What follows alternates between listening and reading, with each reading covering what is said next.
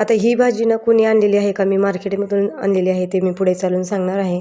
आणि त्याच्यासोबतच आमच्याकडे कोण आलेलं आहे ते पण सांगेन. तर इथे ना मग जेवण वगैरे करून घेतलेलं आहे आणि त्याच्यासोबतच ना इथे माझे सासूबाई आहेत ना, त्यांचे आईवडील आले होते. येताना भाज्या, परत नंतर पेरू वगैरे त्यांच्यासमोर दारात ना झाडे आहेत तर त्याचे पेरू वगैरे घेऊन आले होते. मस्त वाटत होतं. तर आता हे सासूबाईंचे आईवडील आहेत, खूप असं वयस्कर आहेत. तर जास्त करून येण्यात येत नाही, पण आता खूप दिवसांनी आलेले होते. कारण परवा ना आम्हाला कोल्हापूरला जायचं होतं, गावाला कार्यक्रम आहे त्याच्यामुळे मग आलेले होते. आमच्यासोबतच येणार आहेत. तर तो पण मी पुढे चालून व्हिडिओ टाकणार आहे. तर तो तुम्ही नक्की पाहू शकता आपल्या चॅनलवर जाऊन. तर त्याच्यानंतर आम्ही इथे जेवण वगैरे अगदी साधंच केलेलं होतं, भाजी भाकरी वगैरे हे ते.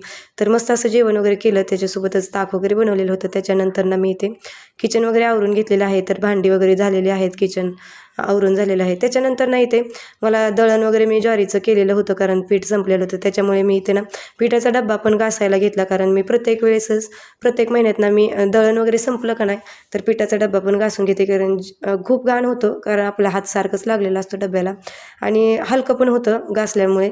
घाण होत नाही जास्त करून प्रत्येक, आणि भारी पण वाटतं नंतर पीठ भरायला पण त्याच्यामध्ये. तर इथे ना मी आता पाणी काय बेसिकमध्ये टाकत नाही, आपलं जे ताट वगैरे स्वच्छ केलेलं आहे ते.